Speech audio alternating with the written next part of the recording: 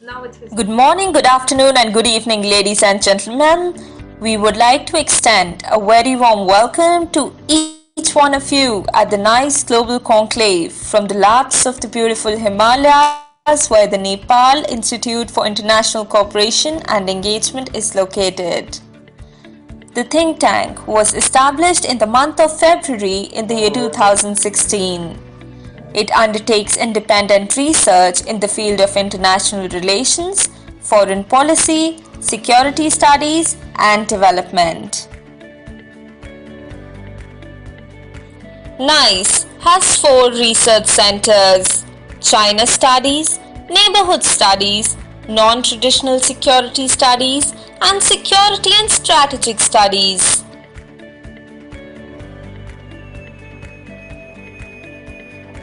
The institute focuses on 8 research topics: climate change and energy, global governance, sustainable development and smart cities, refugee and migration, China's Belt and Road Initiative, border and transboundary water politics, Indo-Pacific affairs, disaster management, and international economy and development.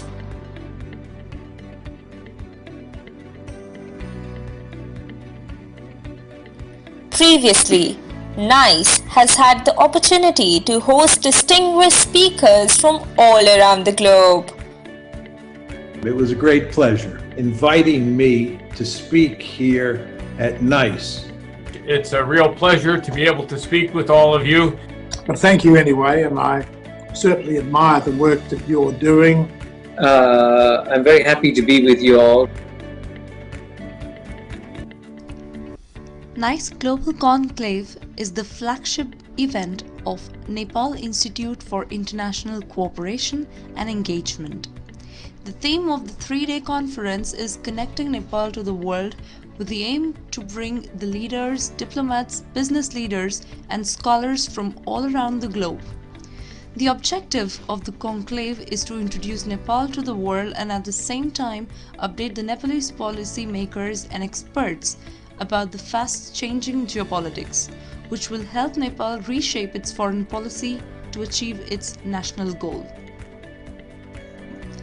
This is session A of the conference, titled Rise of China, and to chair and moderate this session, it's a real pleasure to have Dr. Ritu Agarwal here with us. Dr. Ritu Agarwal is an associate professor at Center for East Asian Studies, School of International Studies, Jawaharlal Nehru University. Dr. Agarwal studied Mandarin from Beijing Language and Culture University, Beijing. She was a visiting fellow at Yunnan Academy of Social Sciences, Yunnan Minzu University, and Yunnan University. She was also affiliated to Chinese University of Hong Kong and East Asia Institute, National University of Singapore for her research work. Without any further ado, I request the chair to take over.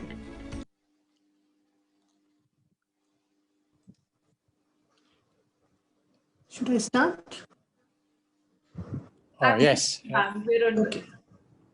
So very good morning to all of you. And we are here on the session titled The Rise of China. And we have here a very eminent and distinguished speakers to carry forward the discussions. Interestingly, the rise of China has been a very popular debate among scholars all over the world. People who have been watching China, they have been constantly been debating about the various perspectives on rise of China. And as we can see, a lot has already been said and a lot has already been written about this particular theme. Now, in fact, if I recall much of the discussions, the people have been talking about what have been the economic and or what is going to be economic and geopolitical implications of China's rise on the world stage. And there have been arguments on the one side that China's rise, we're going to bring about the integration of Chinese economy into the world economy. So in that case, China's rise is going to bring about the new institutions, new set of norms and values, and going to integrate with the global economy. And on the other hand, there has also been a kind of issues that is going to bring more frictions and conflicts, which is going to become part of the China and the global politics. So in that case, this is a session which we are going to explore some of these issues, and we have the speakers here, some of the very finest minds and the people who have been sharing their deep insights on China through their writings and the various dialogues they are having between China and India, as well as in the world stage. And all of, many of the speakers have been in this panel, great academics, diplomats, business background. So we are going to have a, very diverse perspective on the theme, Rise of China. Here we are. Well, my job is basically, as of timekeeper. So I will be basically looking at the watch, and I think I was given the time of, every speaker has a chance of 9 to 10 minutes to go on with the discussion. And to begin with, we have been given this list of the speakers who are going to be in this panel. We have a very eminent Ambassador Ahmad Khan, who was, who has been a distinguished career diplomat, and now he's holding a very important position. He's the chairman of the Malaysian Investment Development Authority. So I request Ambassador Ahmad Khan to start his, presentation. Thank you, Dr. Rita Agarwal, distinguished fellow speakers. Very good morning and afternoon to all of you. I wish to first of all thank the organizer, Nepal Institute of International Cooperation and Engagement, for the invitation extended to me. And I'm also very honored and pleased to be associated with distinguished personality on this panel. My presentation will be on Rise on China with focus on its impact on Asia, on Southeast Asia. And I'll try to share with you this impact from the perspective of economic dimension or dynamics, and secondly, in the geopolitical angle in the context of the US-Sino rivalry or contest. As an introductory remark, I share with the comment made by Dr. Rita that China's rise has created the two different responses globally. One, which we can consider more favorable, welcoming China's achievement, in particular the economic domain, in her stronger and deeper global engagement. And this group of people or countries expect to benefit from this development. The second response is what I consider less favorable, viewing China's ascendancy as a threat to their own interests and global influence, and view the situation very much in the ideological context, and that China must be contained. And I think this second position is very much reflected in the ongoing intensification of the tensions between the United States and America and China, and the geopolitical rivalry between the two that we see today. To me, on reality, what we have seen since the 1990s, there has been a balance shift or balance of power to the east. China's ascendancy in economic and global domain is very evident, and this is strongly felt not only in the region but worldwide. China has become an important contributor to global growth and also the regional growth. Its achievement is not only in the sector of economic domain, but stretches to other soft power elements such as in the science and technology, finance, infrastructure, construction, development, military, and recently space exploration. We can expect China to play a more strategic global role as we move on. And China has made known of its desire to be a player on the global stage. But at the same time, we have noticed that the United States and some of its allies have shown equal determination to retain the global status quo. it has instituted several policies or strategic measures as reflected in the so-called pushback strategy to meet the challenges posed by China.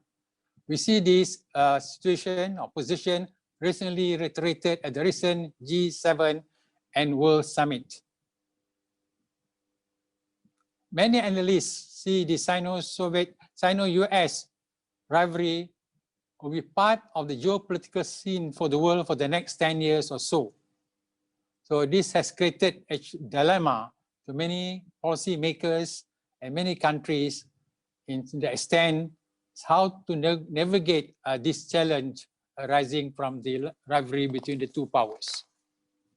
Coming to the impact on Southeast Asia. Basically, Southeast Asia is not stranger to the Cold War, as we have seen during the Vietnam War. But during that period, the player was Russia, and now we have China.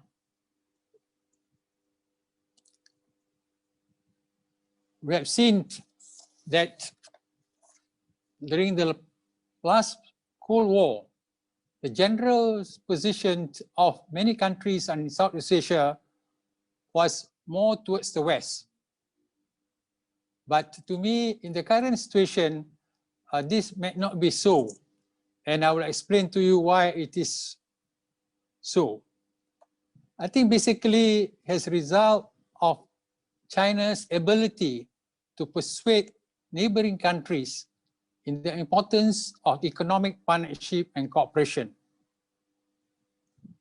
We have seen, as I mentioned, as a result of the global economic power balance, economic power have shifted from the West to the East. And in this configuration, China and East Asia has emerged as a center of activity. China's successes in economic and development as reflected in the many indices, I think, which we are all familiar, such as her emergence as the second largest economy, domestic prosperity, contribution to regional and global growth,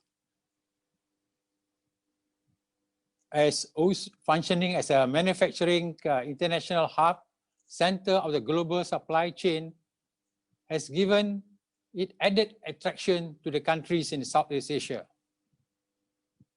Secondly, China also has been successfully in projecting its positive neighborly policy, proactive engagement in the region.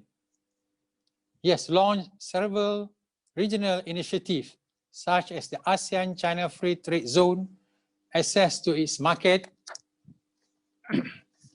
and also its active investment abroad. This actually has brought about a closer ties between ASEAN and China.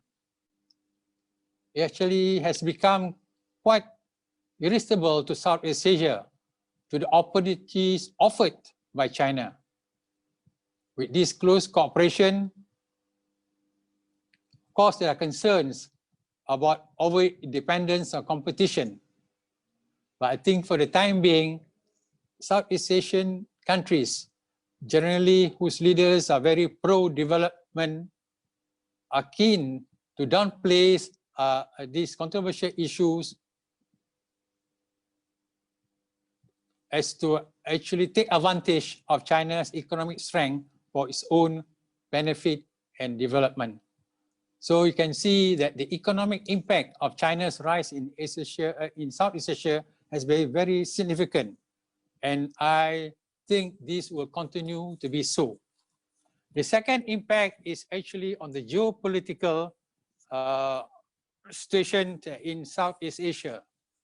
As mentioned earlier, Southeast Asia is no longer a stranger to the big power competition.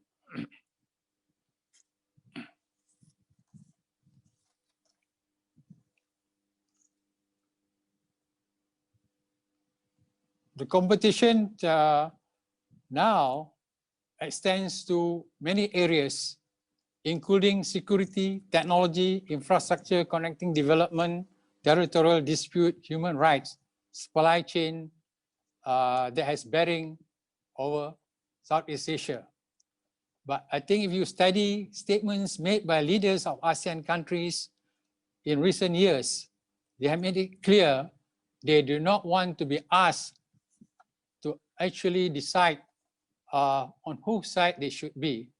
I think they have taken a rather traditional role of ASEAN, which has to be friendly with all the regional powers. In fact, ASEAN, since its inception, has created a number of mechanisms that allows, that encourage the interplay of all the regional powers in the region, as reflected in the mechanism of ASEAN +1, ASEAN +3, the East Asia Summit, and recently RCEP. So I think ASEAN leaders, as representing smaller countries in the region, have decided that they would like to take advantage of the benefit they could derive both from the two powers. As we know, both powers, the US and China, have strategic interests in the region.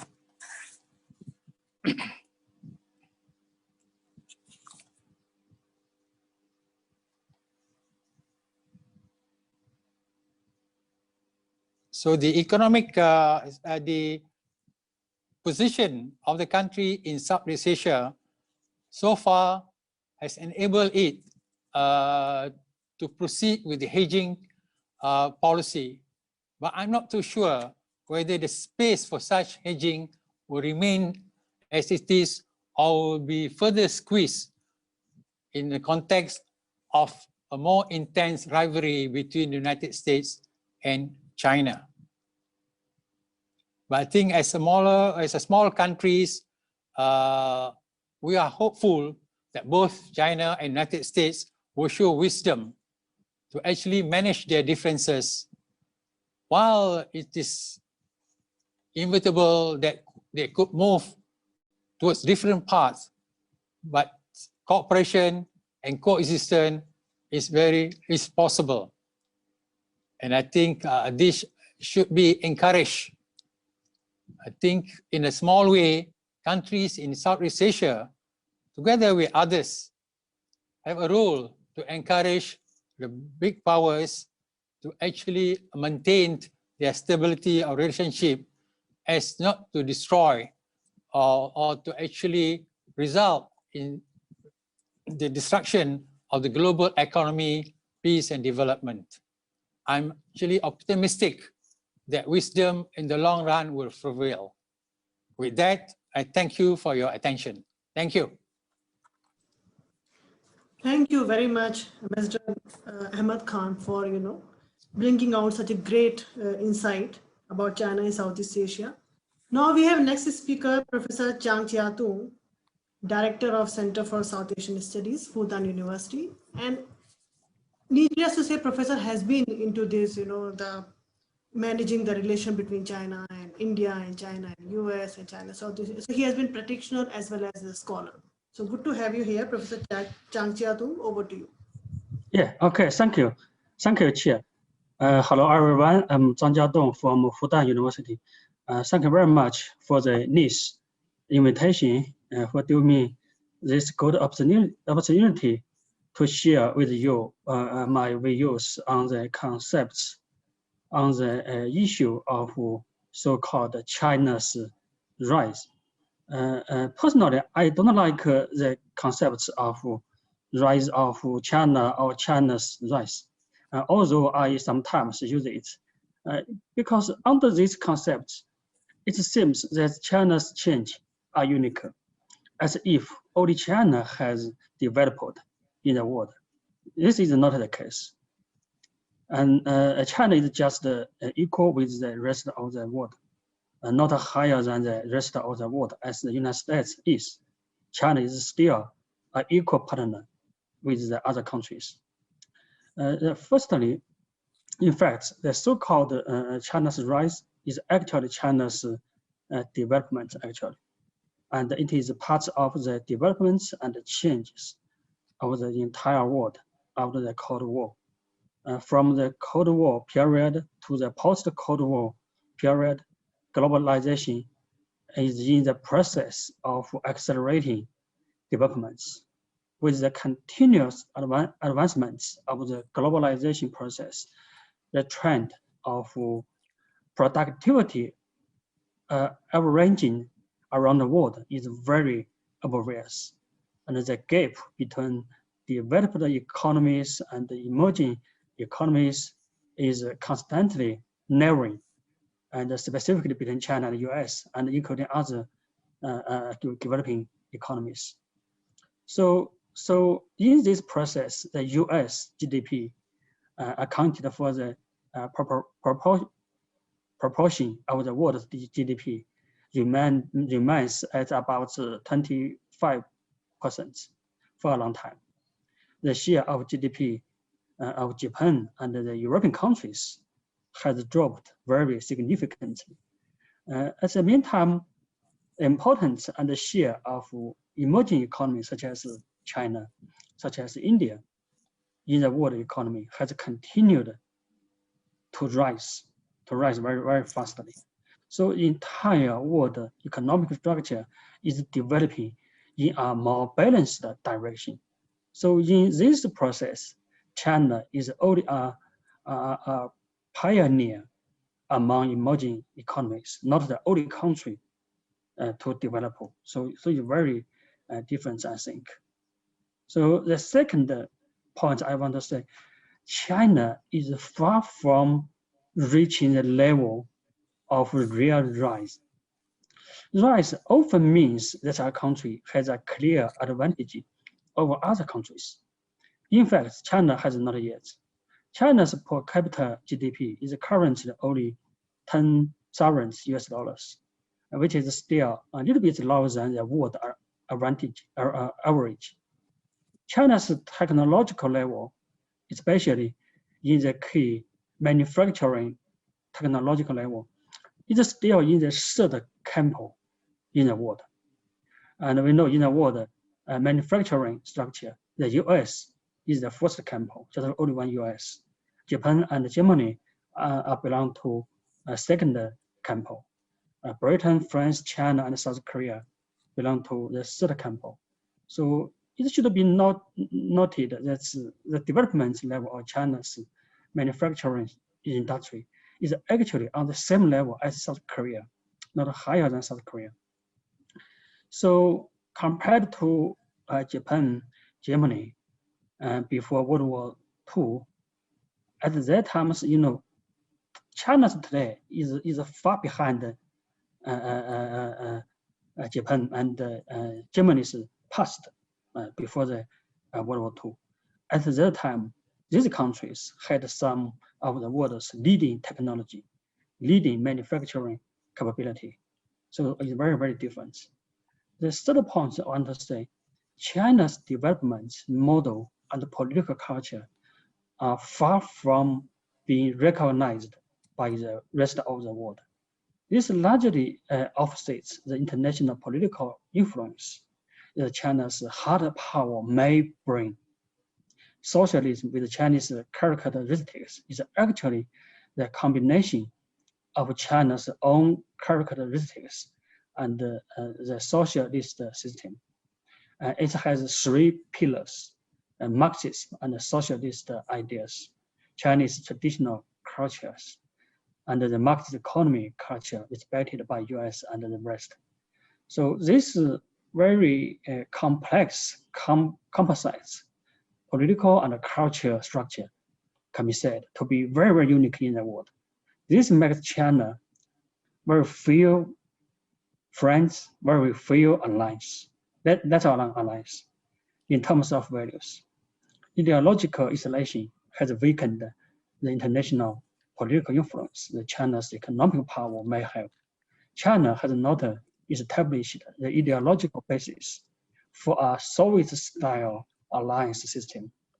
In addition, the attractiveness of China's political culture is far from that of the former Soviet Union after World War II.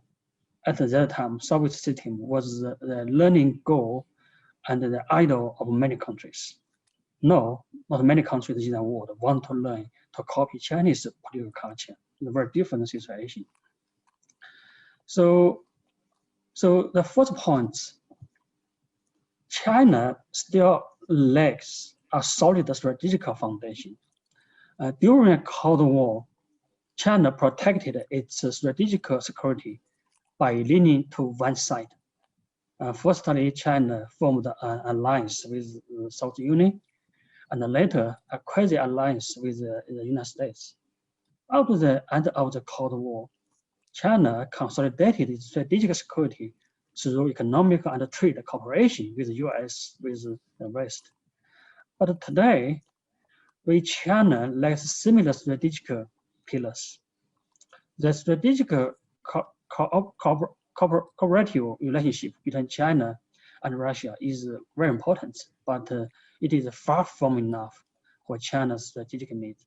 Therefore, the core goal of China's international strategic layout is to maintain its own security, not to expand its strategic space. Of course, due to expansion of China's national interest in geography and in fields, the national security interests that China needs to protect are also greatly expanded in geography and in fields. However, they are still defensive, not offensive. The biggest difference between the defensive and offensive is that it's about defensive strategy is really inclusive, and the offensive one is exclusive. So it's very different. So, for example, China's establishments of some islets in South China Sea. I know lots of countries worried very much about this, but China's goal for this is not to exclude other countries' normal operation, regional and legal operation in the South China Sea. And China can coexist with other countries in South China Sea. And many other countries, even naval fleets, they can patrol, they can sail there legally and regionally. So objectively speaking, as China develops and its power or maybe rise something, both China and the international community need to adjust their perspectives of observation. So this kind of adjustments demand poses a lot of challenges to both China and the rest of the world. However, the international community, especially some countries view on China's influence and so-called threats, are actually exaggerated. Some countries have exaggerated not only China's power, but also China's international influence and China's international strategic intentions. The factors behind this may be very complicated. At least two, I think. The first reason is because the fear of international political uncertainty brought about by China's developments. So this has made lots of countries tend to exaggerate China's power.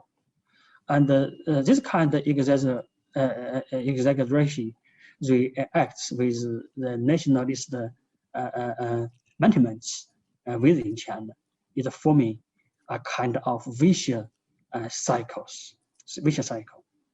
The second one, the incomprehension of China's political system makes it easy for international community to misunderstand and to misinterpret some of China's speech, some of China's actions. Similarly, due to this kind of difference in values, public opinion within China is also very often misunderstands and misinterprets external remarks and actions on China or against China. So the gap in values has worsened the mutual understanding between China and the rest of the world. So the world is undergoing a major changes. mankind is at some kind of critical tipping points, I think. Whether it can handle the relationship between major powers is no longer just a question in the sense of international relations. It's also a question for humankind. First of all, we must adhere to global orientation, globalization orientation. The biggest risk in the world at present, I think, is the phenomenon of anti-globalization and even anti-globalization. This phenomenon occurred before First World War, before World War II, before World War I. So on the one hand, the anti-globalization movement will undermine the economic situation within lots of countries. It will cause lots of issues, political issues, security issues within some countries.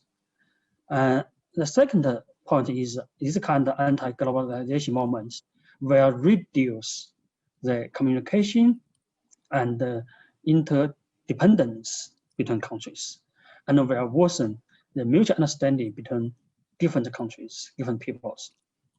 So as long as we adhere to the globalization orientation and our countries continue to open up to the outside world, lots of international contradictions will be slowly resolved, not resolved very soon, but slowly resolved.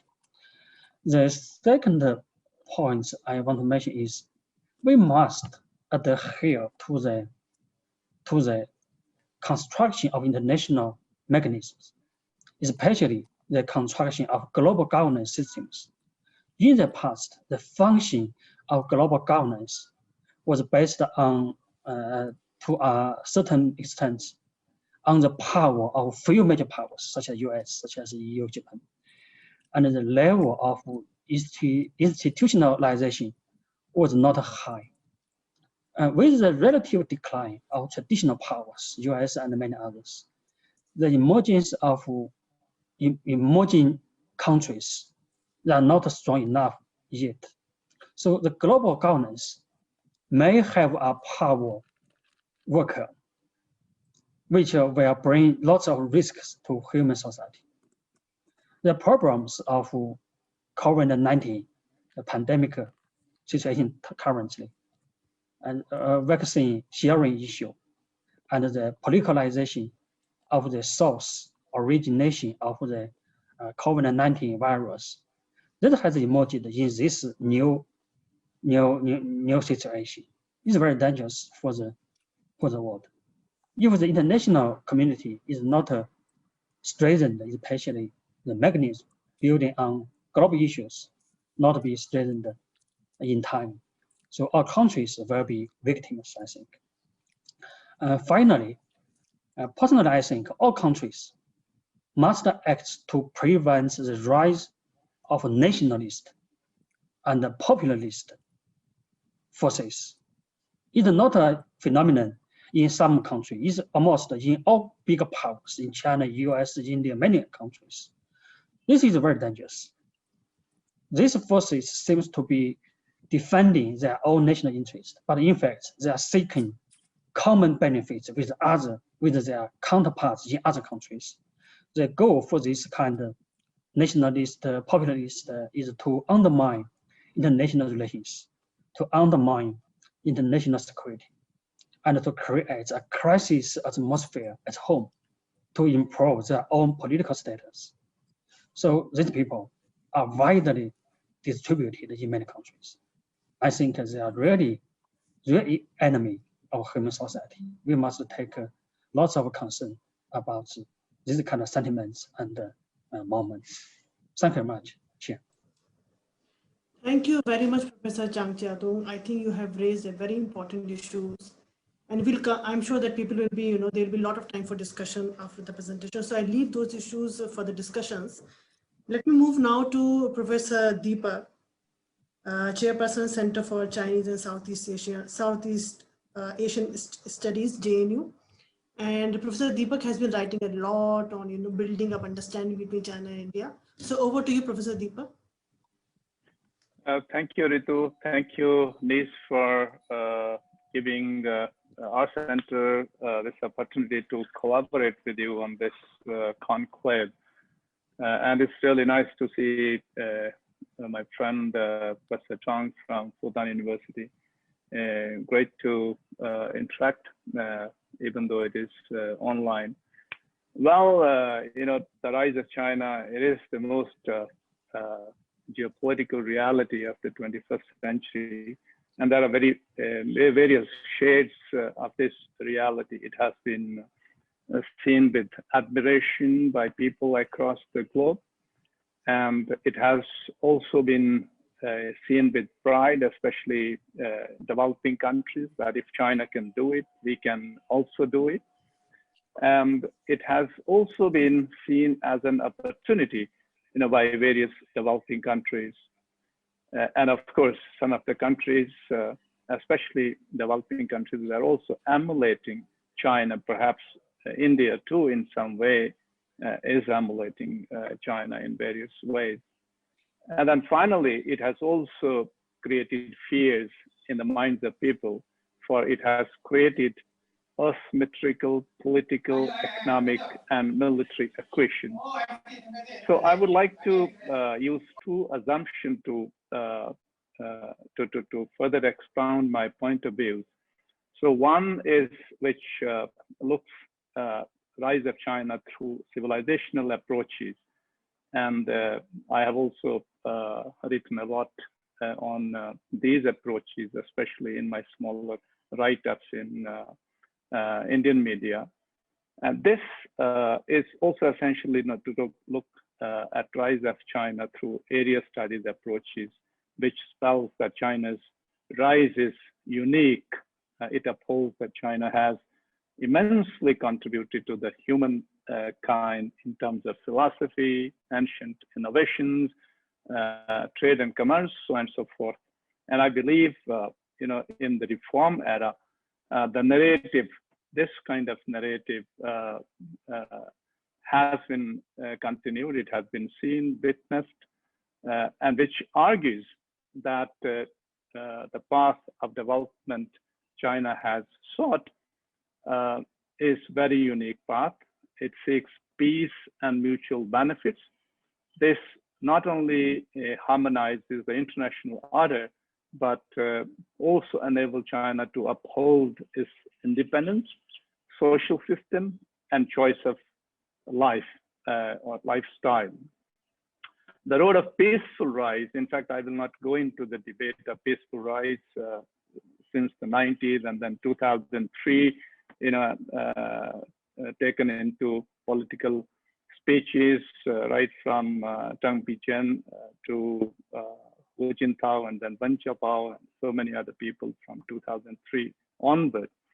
So the peaceful rise or the development as it was changed in 2006, it seeks harmony with others, partnership with China's neighbors, and friendly coexistence with other countries on the basis of 5 principles of peaceful coexistence.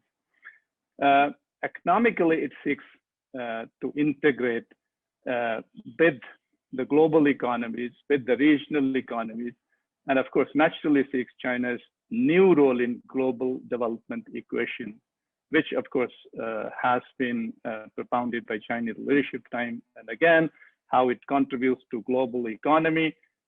Almost 33% of global GDP today, it comes from the Chinese contribution. And of course, it would like to be a constructive and responsible player in international economic system or activities. Politically, the notion would enable China to actively and constructively participate in international affairs, be a challenger rather than a moot spectator to the events, and aspire for a democratic, peaceful, and multipolar world. So these are pronounced by the Chinese leadership, and even in the writings of Chinese scholars, so we can find these formulations. And I have quoted these formulations from 中国的崛起，一个东方大国的成长之路。and various people, they have contributed papers in this book, though slightly older edition, 2004, but I think very, very relevant, talking about, so this aspect of this paradigm of China's rise. And of course, this also spells that China's peaceful rise is an antidote to hegemony, hot war, cold war, China threat, disintegration of China, abstract theories and notion. It is a promise to the world that the rise of China is peaceful. And of course, it denounces China as a coercive, hegemonic, and revisionist power. So this brings to me the second assumption, which is based on this IR theories of structural realism, especially neoclassical realism, which Professor Zhang also mentioned about offensive and defensive realism. And of course, it believes that China's rise is like any other rising power, because any rising power, it will seek influence to achieve security through domination and hegemony, whether it is in the economic sphere or military sphere, even territorial expansion. And I think various people, so they are attributing it or this kind of paradigm shift to the new era, where we have seen the wolf warrior diplomacy between US and China, and maybe various fissures in US-China relationship, trade wars, even EU canceling trade deal with China, India-China relationship, going to the nadir, China, ASEAN in South China Sea, China, Japan, and this doesn't rule out the Thucydides, trap, as pointed out by Analyses in his study, and various contemporary American scholarship, and including some of scholars in our country, in India. So they also believe that China is an extremely coercive and revisionist power. So now these two assumptions, of course, people of different camps, so they will have their own interpretation. But I would like to flag out, a couple of things to spell out what the Chinese scholars, especially some of the leading scholarship, and I'm sorry, Professor Zhang, that some of them, they are from your university, Fudan University, and very close to the Chinese central leadership. And maybe some of the notions, as you spelled out, in terms of nationalism, so maybe they, to some extent, are also responsible for this. One is, will China adhere to the existing international order? Even though China has stated that it has benefited from the existing order, it has been able to, uplift so many peoples by playing by the rules of existing international order. But I think if you go through some of the speeches and writings of professors like Professor Jiadong of Renmin University, you would be surprised, kind of argument. So he will have. In fact, he posits that China is wanting to create its own China bubble away from the American bubble, because so far, so China has been playing by the rules of this American bubble, or the so-called American dream. So now it would like to see China at the center of the Chinese bubble, and that's what exactly he believes is the rejuvenation of the Chinese national dream, including the Belt and Road, and maybe the community of shared future. I hope Professor Zhang must have gone through his this entire interview, which is 2 months old, and it's very bizarre that he envisages building a community of 5 billion people away from the Western order, where almost 100 cities in these industrial areas on the lines of like Hamanbatot and Gwadar would be established, having a population of 10 million people. Out of these 10 million, 1 million would be Chinese, and surprisingly, they would be all speaking Chinese. And there would be no scope for multiculturalism as far as original China is concerned. This is the so-called New China man, Professor Jaedong Sheng of Renmin University. He's the Vice Dean of School of International Studies there. So he is saying all kinds of things. Second thing is then, of course, these kind of postulation and formulations, so they will haunt people as far as this China threat or the fear of China's rise that it will create. The second thing is, will it be the economic and technological center of the world? China may be on the way to become the largest economy of the world, but as Professor Zhang has pointed out, that there are huge gaps between the existing superpower and maybe the other Western economies. So China's development model of the reform era, or say the era of deep globalization, I think it is developing fishes, and it has faced many challenges from the deglobalization and decoupling in certain high-tech industry, as has been witnessed between United States and China. Even big companies like Huawei, they are diversifying their businesses to car manufacturing, from the original chip making endeavors. And of course, the COVID-19, it has accelerated disruption of supply chains in China. So therefore, the drivers of China's market growth in the US and maybe the rest of the Western country, it is likely to shrink in the coming days. And as far as technology is concerned, again, I think people like this Zhang Chunhao of the equity capital expert, he is advisor to major Chinese banks, including Central Bank of China, Construction Bank, Industrial Bank, so on and so forth. And he, in a lecture, he publicly admits, and these are his own words, ye man chaoxi, barbaric plagiarism of China, and coming at par with some of the leading technological powerhouses of the world. But what is next? Though China may have initiated this Make in China 2025 ambitious fourth generation industrialization program, but whether the goal of 70% self-sufficiency in core technology will be achieved by 25, post-pandemic, it is quite debatable. But it's regional grip, especially in Asia, Southeast Asia. If you see the economic cooperation and connectivity with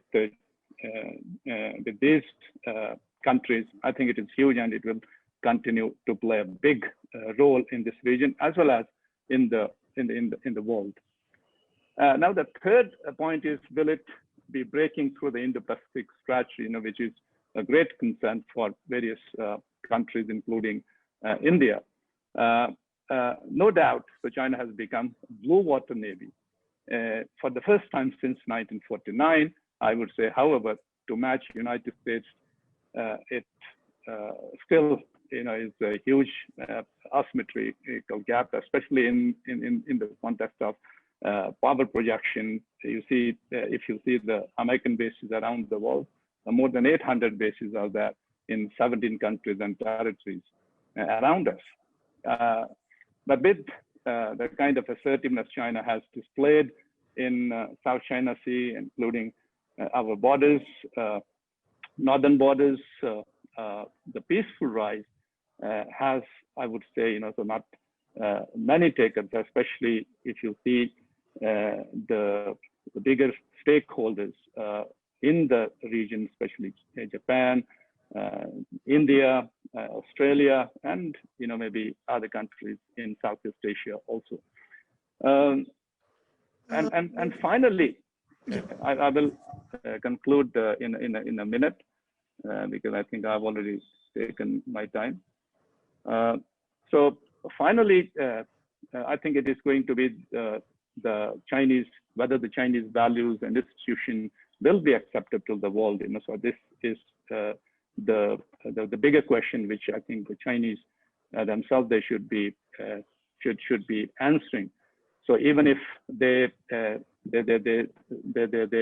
think that the governance model of China is much better, than Washington consensus, but Professor Dongshang, according to his view, bifurcating the original China, the mainland China, and the new China man. So it believes that so there is there's a problem there, and then whosoever listens to Professor T's this interview, I think it is quite disturbing the way some of the people in China, so they think about a community of a shared future, the Belt and Road, and how they would like to implant their governance model in these cities which would be newly created on the line of maybe Haman Batota. They are still coming into shape, so we will know about these in the coming days.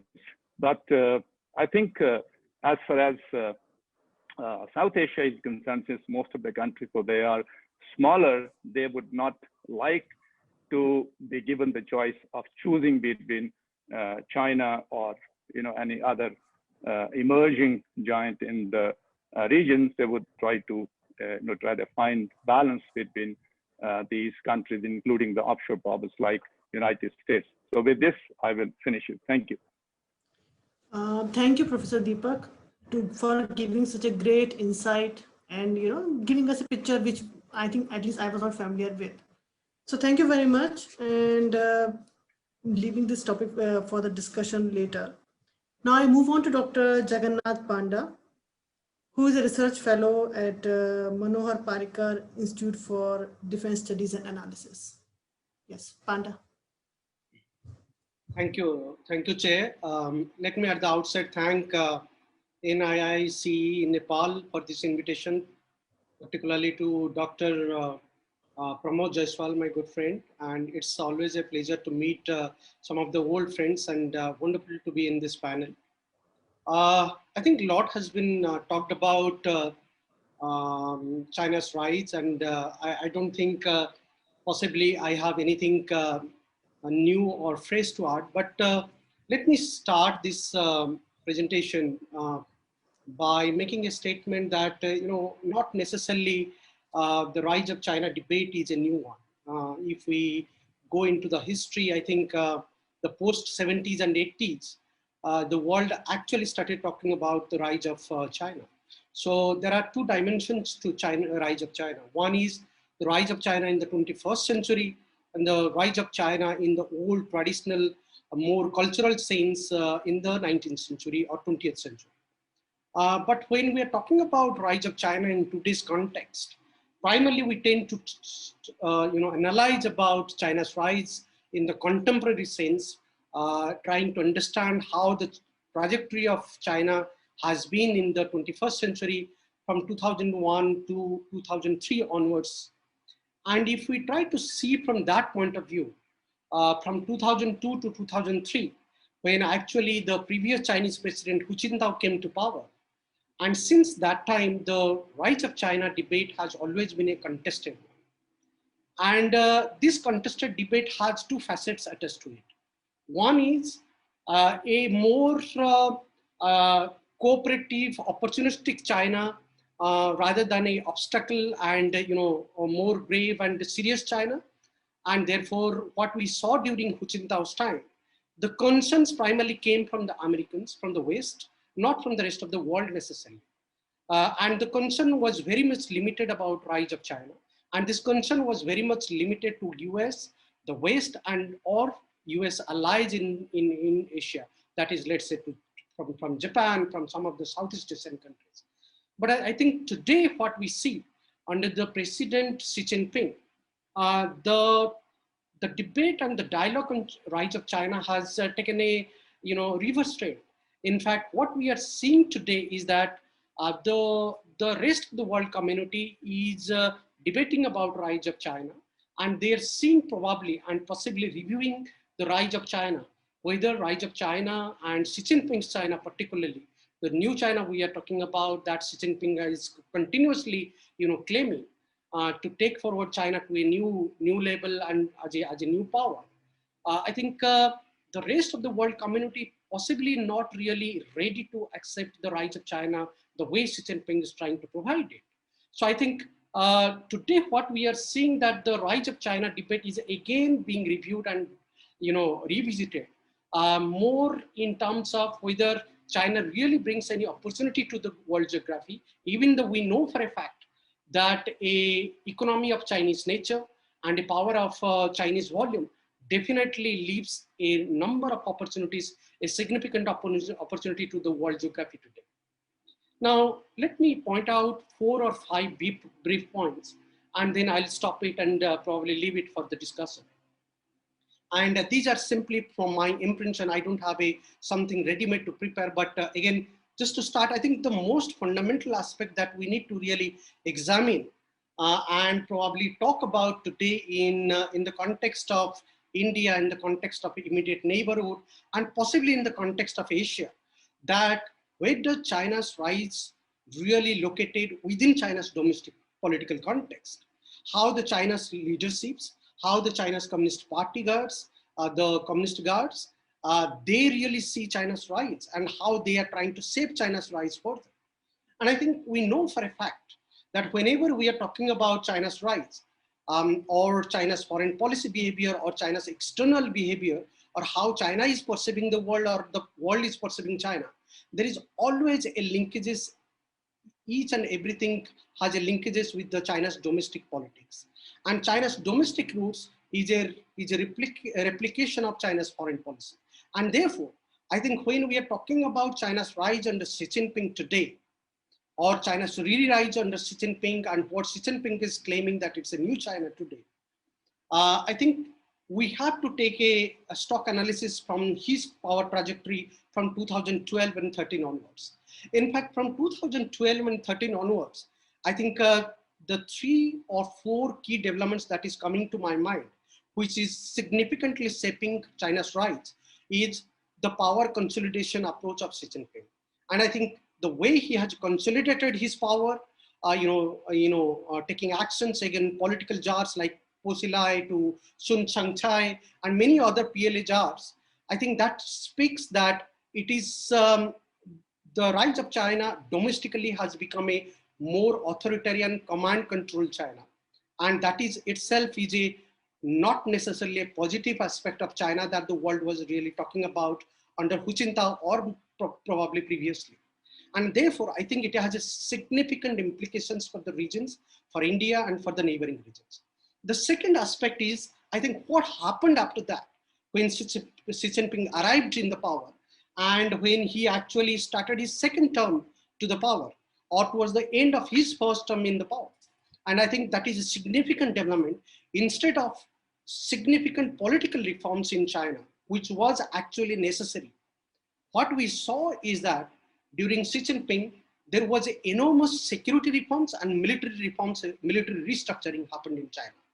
2016, 15, 16, and 17 is the period when the world saw China undergoing a rapid and massive restructuring, revamping its PLA reforms and trying to restructuring the commands, control, and all. So I think that is also a significant aspect of China's rise because each one of these issues are linked to China's territorial conflicts to maritime disputes with the neighboring regions. The third and the last point that needs to be kept in mind is that how the CCP's, the Chinese Communist Party's ideology and the principles has been revived and reframed under Xi Jinping's governance way of style. And I think that is significant in terms of, because we don't really see an accommodative China, even under a definite definitional sense of socialism or let's say communism. Communism and socialism have their own debates in world politics.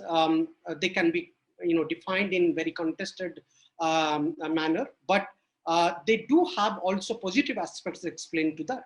But today we don't really see the same facets of communism, the same facets of socialism. It's a much more manipulated, perverted aspects of ideological principles that we are seeing in the China's domestic political context. And therefore, what is appearing today is that I think both for Xi Jinping and the Communist Party, regime consolidation and regime stability is emerging out to be the most priority for China. And that in a way explains the Communist Party's conservative mindset about the global politics and the neighborhood politics, including its approach towards India, Japan, and many other neighboring countries. Now, my next point then is, how is this command control, or when we are saying the command is really unified under Xi Jinping, and when Xi Jinping has actually consolidated the power in China, how is it actually shaping China's foreign policy decision making, shaping China's rise abroad? And I think that is one of the key debatable issue. I don't think anybody will have a definite answer to this, particularly to these particular questions. But again, for some of my projects, I was talking to some of the really well-known sinologists. They not necessarily each one of them belongs to US or West, but each one of them have actually written significantly on China, and they have their own viewpoints about China. Let's call it from Min-Sing Pei to Ian Bremmer to Gordon Chang to Willie Lam to probably Andrew Scobell to Bonnie Glasser to John Garver. These scholars, they have been following China for over the years. And when I actually interacted with them, that how do you really see China in today's context and in future context when Xi Jinping is coming as a lifetime president for himself, I think there was a consensus emerging out of their analysis is that probably the world has to accommodate more with China rather than China accommodating with the world. And I think that is what we are seeing about rise of China, that probably today that period has been finished, and we don't necessarily living through a period where an accommodation is a dualistic phenomenon. I think the accommodation has become a one-way approach where the world is adjusting to China's rise much more rather than China accommodating to the world politics or to the neighborhood politics. So therefore, what we are seeing today is that the smaller countries, the neighboring countries, are not necessarily having an appeasement policy, China appeasement policy. They are in fact having a China management policy because they know the rise of China has become a grave concern to their prosperity in the regions. My last point is that what about China's foreign policy and how should we link it with China's rise? And I think there are many aspects to it. The previous speakers have already pointed out about that. So I don't really need to revisit some of these issues. But again, I think there are two issues that came up in the previous speakers' discussion. One is about the Chinese dream and the community of shared interest that Xi Jinping is actually talking about. But I think what is really alarming from a regional point of view, or from India's point of view, or from the rest of the countries who are in Asia or in the immediate neighbor of China, and I think the frameworks that Xi Jinping is following to tap some of these foreign countries in their foreign policy framework. For example, if you see in Indian context, probably 10 years back, 15 years back, India was seen in a definite context that, okay, India is a neighboring countries and we need to engage with China, we need to engage with India. But that set of mindset has really gone backward in Chinese foreign policy decision making today. India is seen much more in a new context. India is engaged from Chinese point of view in a very new form, and that should not be missed out. And therefore, when Xi Jinping is talking about in its foreign policy for us issues, a new type of major power relations, the major with Chinese characteristics, community of common destiny for the future of mankind, and the new type of international relations, each one of these frames actually factors India as a competing power. Obviously, the Chinese economic volumes is much more significantly higher than Indian economic volume, But I think India is portrayed much highly in Chinese foreign policy rather, and that should not be missed out. So therefore, when I see from an Indian point of view, China's rise definitely does not really come to me as a positive signal, positive sign to India's rise, and that's a worrisome factor. My last point is that I think very briefly to mention, if we revisit the rise of China debate, I think from the beginning of the 21st century, the Peking model was one of the hallmark model in world politics. In fact, if you see, when Prime Minister Atal Bihari Vajpayee went to China, Prime Minister Manmohan Singh went to China, and including the current Prime Minister Modi went to China, each of their preliminary speech or the first speech in China was to imbibe the rise of China, trying to have an accommodative framework and trying to engage with a rising China. And each one of them in a way acknowledged the Peking model, which is about, try to embrace and acknowledge the rise of China and its economic model. But I think today this kind of situation is arriving. I don't think, India would be revisiting on that dialogue. And probably India would be distancing from rise of China to acknowledge the Peking model and probably to embrace to the economic, probably rethink to embrace the economic opportunities that China is, giving to India or to the rest of the Asian community. And I think their Indian viewpoint on China is getting stronger and stronger. And I think the Indian debate on China would keep on revising from now on the way Xi Jinping is approaching India and the rest of the world. And therefore, the rise of China debate is taking a new turn, definitely, as far as I look at it from my point of view. Thank you very much. Okay, thank you, Dr. Jagannath, for raising the concern about that how we need to relook the entire debate on the rise of China. Okay, now we have the next speaker here, probably the last one, Dr. Chunhao, Deputy Director of Institute of South Asian Studies at the China Institute of Contemporary International Relations. So over to you, Dr. Chunhao. Thanks, Chair. First, I would like to convey my thanks to NIICE for inviting me to attend this conference and meeting many old friends. Because of the COVID situation, I think it's quite difficult to have a meeting face to face. But I think it's also, I'm very glad to meet many old friends through the virtual meeting. And as to the rise of China, I think that just now, the chair has also mentioned that there are many debates about the rise of China, and even concluded from other speakers. I think that different people have different understanding about the rise of China, because I remember that in the 1990s, there are also some discussions of the collapse of China. And even now, it's a natural fact that China has achieved great achievements. There are still some suspicions of some debates. For example, just now, some professor mentioned that China still lags behind in many areas, such like technology, etc. So maybe it's not the real rise of China. And also, Professor Deepak has mentioned that actually in the 2003 around, China will prefer to use the word of the peaceful development instead of the rise. So I think that even on the meaning of the rise of China, there are still debates. So I will not talk about the rise of China, but I think that it's a fact that China has achieved a great achievement. So I would like to talk about the peaceful development or the great achievement China has achieved during past decades. And I would like to talk about the reasons to share my experience, understandings about the reasons why China can achieve such a great developments economically or the social development, etc. Not only from a scholar, but also common Chinese people. I think that I conclude 3 reasons I think is very key to the peaceful development of China. One is about the strong leadership of the CPC and hard working of the Chinese people.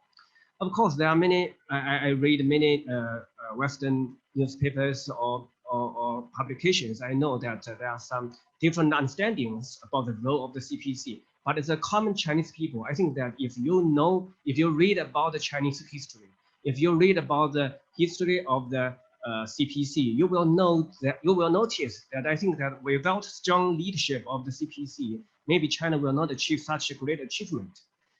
If you look at the Chinese history, I think that the strong center or strong leadership at the center level, I think it's a Chinese, it's a gene of the Chinese system.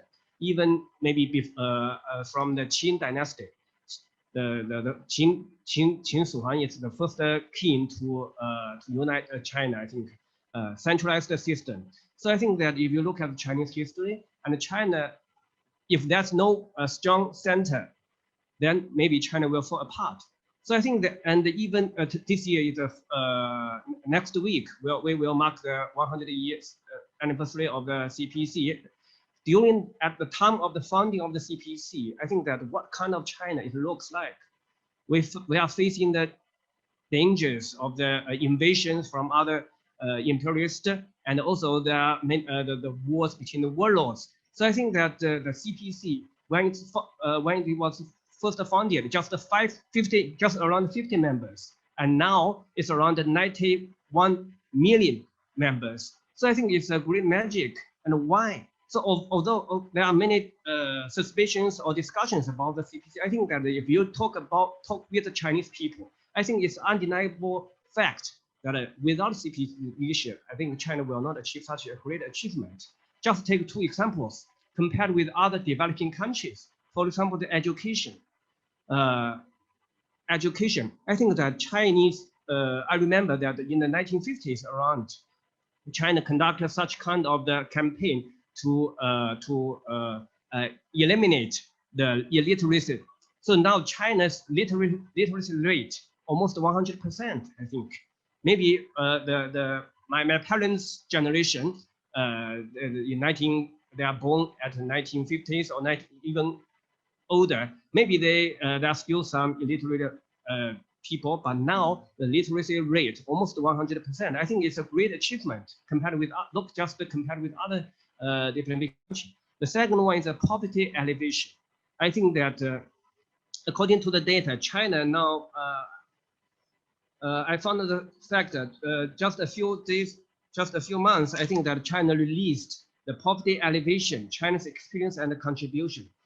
According to the figure, China till this year, we help around 99 million people to help them get rid of the poverty, and now we eliminate the extreme poverty.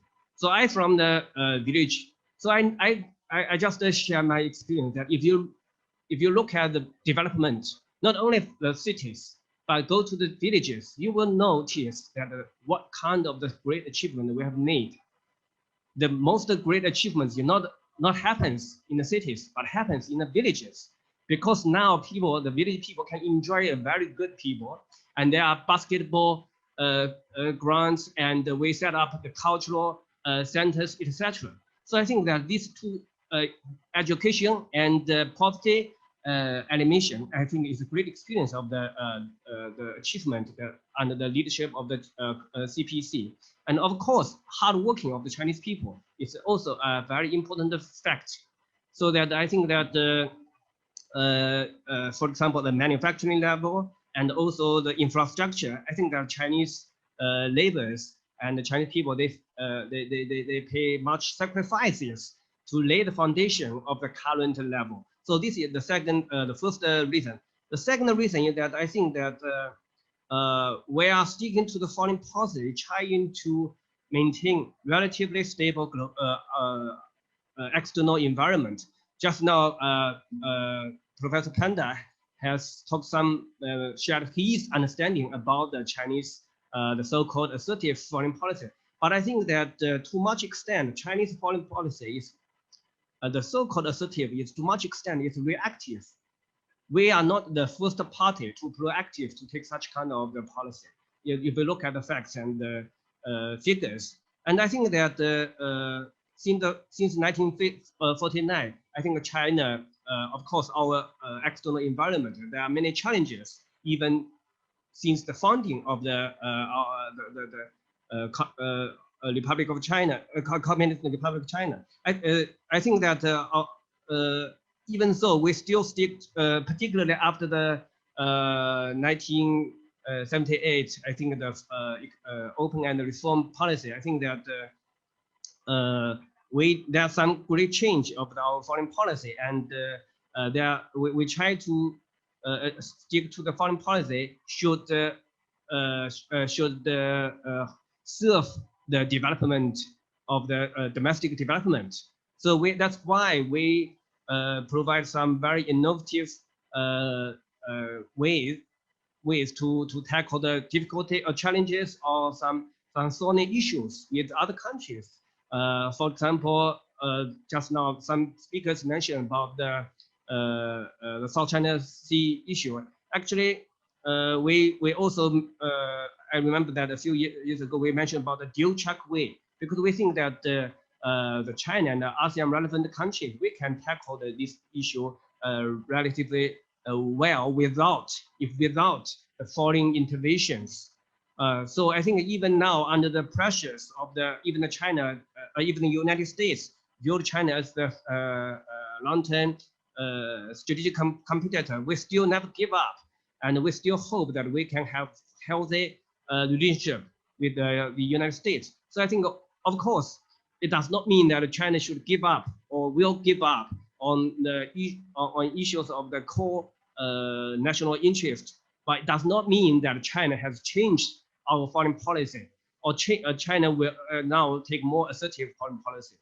Just look at the economic figures, etc. I think that China still make efforts to maintain the stability of the global globalization, economic globalization, and China still hope that we can have good relationship with other countries, etc. So the third reason, or the third lesson, is that I think that the way try to maintain the balance between three keywords: reform, development, and stability. Without reform, there will be no development. But if the reform is pushed forward too hard, or then maybe there are also some negative backouts.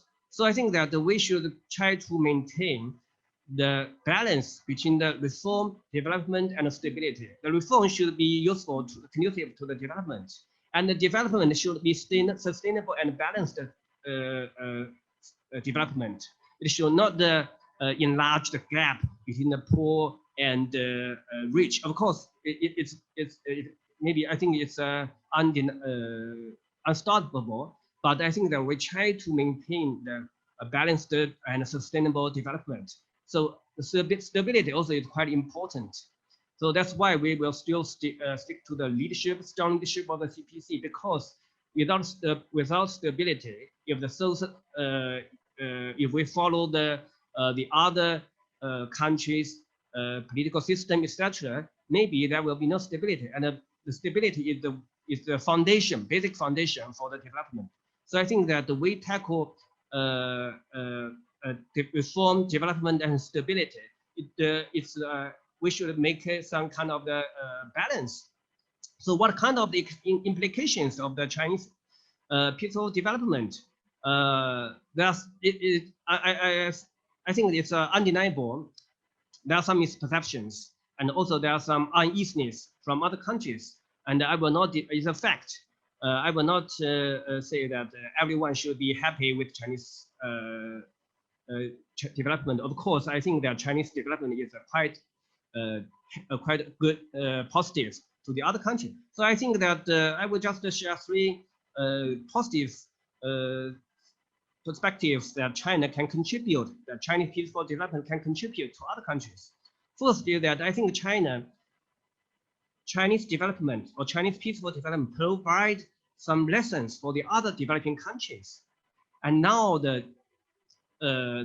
global situation is quite different from the era of when the Western countries when they become developed countries. So I think that the Chinese lessons is quite good for the other developing countries to learn how to achieve the economic development, how to achieve social development under the current situation.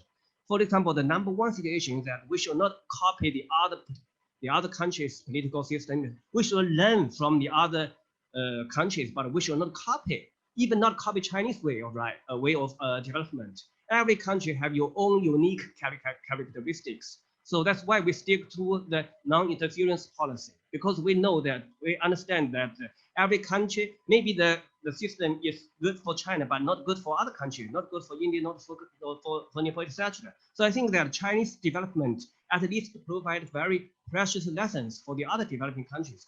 The second implication that I think China now is the second largest economy in the world and the biggest developing country in the world. We can contribute more to the development or to the world development, particularly to the development of the economic developing countries, such like the One Belt and One Road initiative. I think through One Belt and One Road initiative, we provide many finance support to the other countries to develop their infrastructure, etc. For example, there's a figure that it is estimated that before 2040, China will invest around 26 trillion US dollars to the global infrastructure area. So it accounts the global, it accounts the total global infrastructure investment around 30%. So I think China will now provide its help or to the other countries, and I think that other developing countries, they also hope that they can get the dividend of the Chinese development. The third and last implication is that I think that now China, we can provide more public goods to the global governance, because now global governance, that we face many uncertainties and challenges, such like the climate change or the public health, etc. I think that China now is willing, and also we think that we have more resources than compared with in the past to provide more public goods to the global governance system. Of course, I think that the Chinese good willingness to some other countries, specifically very few countries, I think that that will cause some uneasiness. But I think that the Chinese philosophy is that if we look at the longer term, that maybe the who laughs last will laugh the best. So to conclude, that I think that although China has achieved a great achievement, but there are still a very long way to our development. We still face many challenges domestically and externals, and we also, there are many uncertainties and quite difficult challenges, etc. So we will stay calm and keep learning, keep alert, and try to focus on our domestic development, while on the same time to contribute to provide more public goods to the global governance. Thanks, Chair. I would like to stop here. Yeah. Thank you, Dr. Law, for ending with such a positive note that how countries can cooperate on these questions of development, can learn from China, and China will be in a position to provide public goods, especially in the current situation of pandemic and the climate change. Thank you for ending such a positive note, and I'm sure, friends, you all know that we really had a very wonderful session, presenting different perspective from Chinese and the Indian side. I think I'll keep my comments reserved for later. Maybe for the time I can take questions from the floor. So there are a couple of questions addressed to speakers. And maybe first can I take the questions for Dr. Zhang Jiadong. Professor Zhang Jiadong, are you there? Yes, I'm here. Yeah, so there are, of course, there's one question from Nepal. So you know that I will bring it later. But the question, which is very specific, is basically one is that how do you think the elements of nationalism contribute to the China's rise? That is our first question, and this is a scholar from she hasn't mentioned, no, he hasn't mentioned the name. Second is that how after this 2008 financial crisis, China is going to become a kind of a growth model for the countries, which looks more appealing than the other liberal economies, so to say. So in that case, what do you think that do the countries will be following the China's growth model more? It has a more potential rather than and it will be making a kind of a change in the new liberal world order. So maybe you can take these two questions first. Sorry, I can't get the second one very clearly. Maybe you pattern for second question? Yeah, second question is same. Okay, you mean I should repeat the financial crisis question for you? Yeah. Okay, so the question is that, especially after the 2008 financial crisis, how far do you think China's economic model is going to be China's growth model is going to be important kind of a appeal for the developing countries to follow? Okay.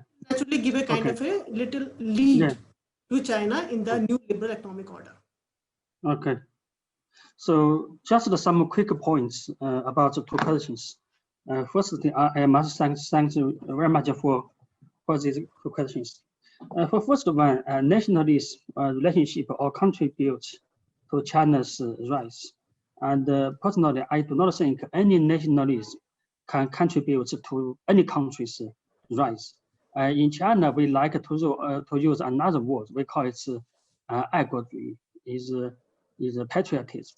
I think patriotism is very different from nationalism. Nationalism means everything we have is good, is better than others. But patriotism is very different. It means we must get something good for their own country. And for this one, people like to acknowledge backward, acknowledge the gap, acknowledge the must learn from other country. Is very different. So nationalism maybe is a very exclusive, is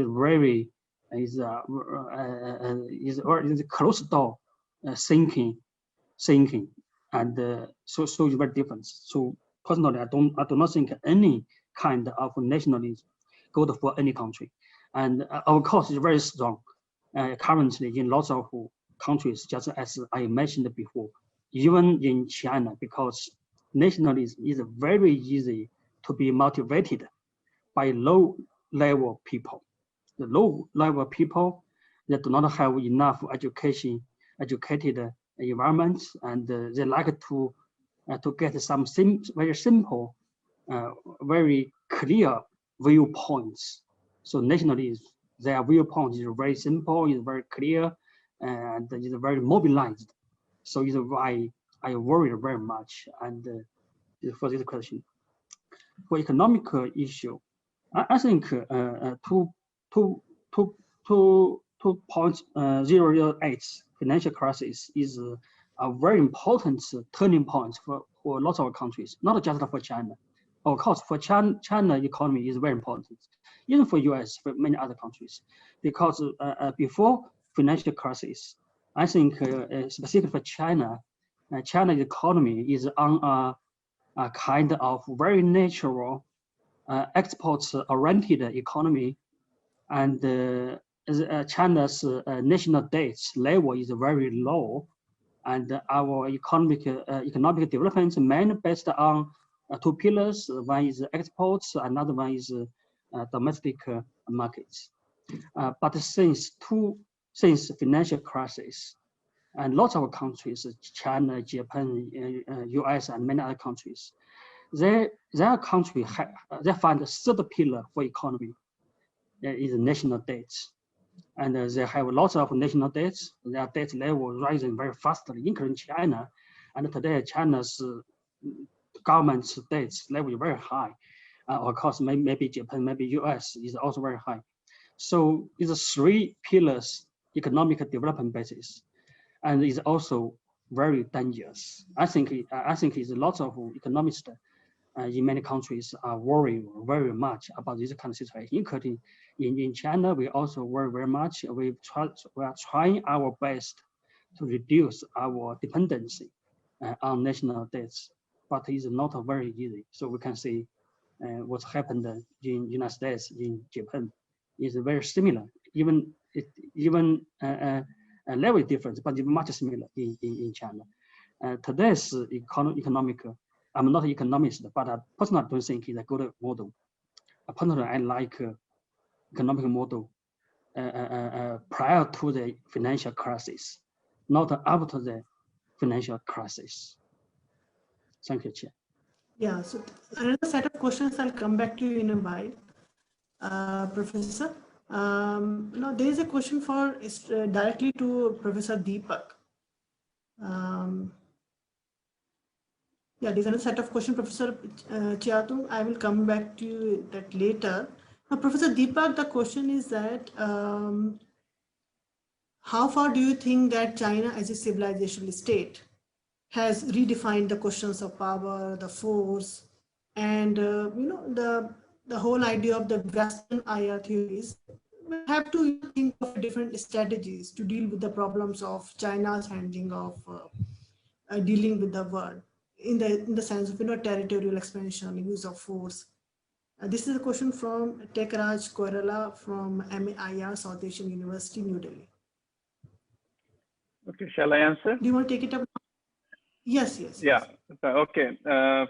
Thank you for your question, Mr. Tekraj.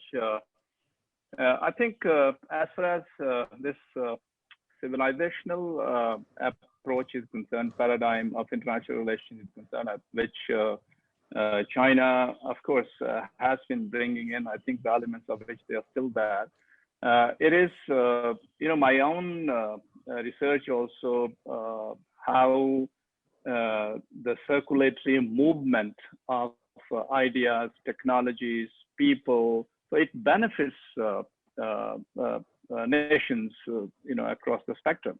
And that's what exactly has happened in the civilizational history, and especially being a researcher of India-China. So I can cite hundreds, even thousands of examples of mutual experiences of learning and benefiting from each other. So it is that paradigm. But I think what I was focusing on, though, the Chinese leadership and scholarship, so they have taken cues from this paradigm and they are continuing with it in the reform period and even the new era period. So what I was focusing on, my two assumptions which I made, so they were quite distinct. One was referring to the reform era and another was to the new era, especially from 2012 onward, ever since President Xi Jinping took over the reins of power in China. So I think if you see the narratives and debates, across the spectrum, not only in China, but I would say also in the US, in the West. So it was on the lines of peaceful development of China, rather is starting from peaceful rise and then peaceful development. Within China, we see how the narratives of peaceful development and harmonious relationship with neighborhood is being built gradually. And why it is so, according to my understanding, and I have pointed out also in some of my writings, that at that point in time, the asymmetries between China and West, they were so huge. And the level of development, especially with emerging countries like India, so they were almost at par. And I think over the 40 years or so of reforms and opening up, so this asymmetry with powers such as India, so they have widened drastically. Whereas these asymmetries, which they were already there with the United States, or rather West, so they have been bridged drastically. So I think it is that power shift which some of us have been talking about. It is responsible for this kind of shift during the new era, for which I think many of the panelists, they also so try to point out. So otherwise, it would not have happened over time, even though President Xi Jinping himself has been going back to the narrative of civilizational paradigm in his speeches. If you see his governance of China, so it is full of them. And to some extent, I think as far as BRI, or the building community of community of shared future for mankind is concerned, so if the narrative of yesteryears and especially the reforms here is carried forward. So it fits extremely good, But at the same time, I'm saying that some of the, speeches, some of the writings, and some of the interviews of the Chinese scholarship, those who seems to be aiding policy formulation at the highest level. So it is quite disturbing. So I mentioned particularly about Zhang of Fremen University. So so these narratives, so I would say that, internal narratives, of course, apart from these, there are various internal dynamics of China. I would say demography is one of them. If you would have gone through the census of China recently, the kind of aging population, or the kind of this Tang Ping Tui, which is prevalent, nowadays in the young Chinese people, who accounts almost 40% of the Chinese population. So I think if you see these things, then of course maybe we tend to find maybe different answers to these different narratives coming from various stakeholders. Thank you, Professor Deepak. So we have a common set of questions which I will take it up later. Professor Alkacharya has a question. Professor Alkacharya, please go ahead. Thank you, Ritu. My apologies for not switching on my video camera because I have unstable internet connection, as the computer tells me. So thank you very much, all panelists. It's very good to see and hear old friends, Professor Zhang, Jagannath, Deepak, Dr. Low. It has been a very, very interesting morning. My question is addressed to Dr. Low. I found your presentation extremely refreshing, and I take on board the fact that there is a certain kind of a sense within the Chinese discourse community that China's rise is creating uneasiness. And it was interesting that Dr. Low said that it's natural that this will lead to uneasiness. So this understanding that there is a certain uneasiness with regard to China has also been paralleled by what we are seeing described as wolf warrior diplomacy. In recent times, it appears that may also be toned down. But what I found very interesting in your presentation was one line, which was, "He who laughs last laughs best." And it occurs to me that this could be symbolic of an attitude that, well, we will have to wait a while longer and we will laugh. So is this a reflection of the toning down of the assertiveness and aggressiveness that has been seen from the Chinese diplomatic community, and a recognition that China will have to maybe keep, if not a low profile, at least a less assertive profile in world affairs? Is that your implication of your presentation? Thank you. Thanks, Professor Alkacharya. Long time no see. So I think that I would like to make clear that maybe I didn't make myself fully understood about the natural rise or the uneasiness, because I think what I want to say that it's a natural fact now that China has achieved a great achievement, but of course the way to achieve the way to the current situation is full of ups and downs, and they are full of challenges, etc. So I think that that's why that now we also mentioned that actually the rise of China is itself, I think that it is full of ups and downs, but of course now it's a natural fact that we achieved the current the achievement. As to your question that whether China, I think that I don't know whether I understand clearly. Do you want to say, do you want to mean that the China will change our foreign policy, or wait for the longer time to change the situation? Is that your question? I mean, whether now China will take more assertive policy, foreign policy, compared with the past? Is this the question, right?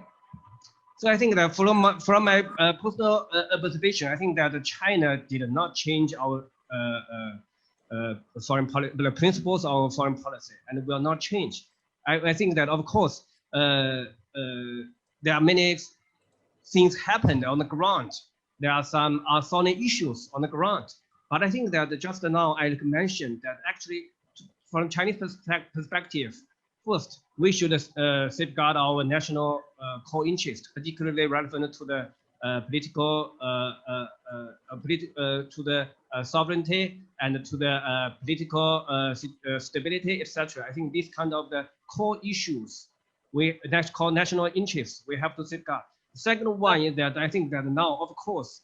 So, may I just briefly, because at that point of time I was muted. I just want to clarify. My question specifically was that, sure, China is not going to change its foreign policy or anything. My question was that when you say that there is a degree of uneasiness, and then you have a statement like, he who laughs last laughs best. I'm simply trying to understand whether there is a reflection within Chinese policy-making circles that there needs to be some adjustment in China's diplomatic outreach, and that this assertiveness or aggressiveness is not really helping the cause of China's rise. That was specifically my question. Thank you. Oh, okay, thanks. I understand. Of course, China, our party and also the scholars, we are rethinking. We keep on rethinking about the what way we should go. I mean, what kind of the foreign policy principles we should stick to. There are some consensus which we should stick to, such like the safeguarding of the core national interest and such like the non-interference, etc. But it's not. It does not mean that we should not change. So I think that your question is that now whether there are some rethinking about our foreign policy. I think yes, it's a fact, because we should learn from the experiences. For example, such like the way to the South China Sea issue. Maybe in past we think that share the disputes and joint development. But now we promote the idea of the dual track way. Maybe in future, maybe there will some more innovative ways, such like maybe whether it's possible. I mean, whether it's possible to separate the sovereignty issue and administration issue, etc. So I think that there are some there will be some discussions and rethinking about our foreign policy, because I think that if you look at the Chinese foreign policy, that it's not always the same as the past.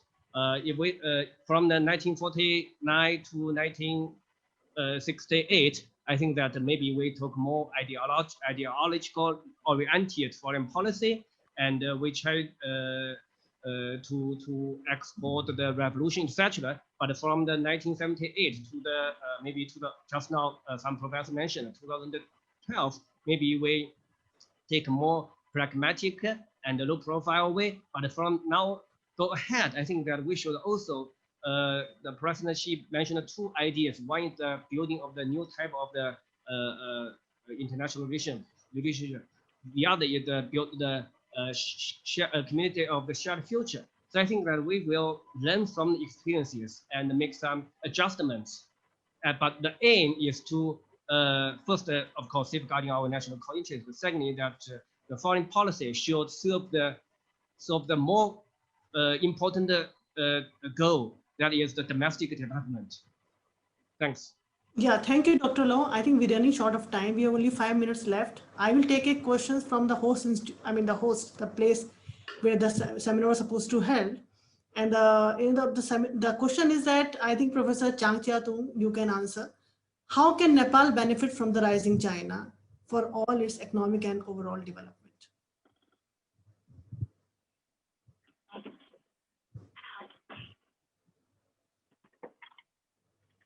Professor Zhang Chiatung, are you there?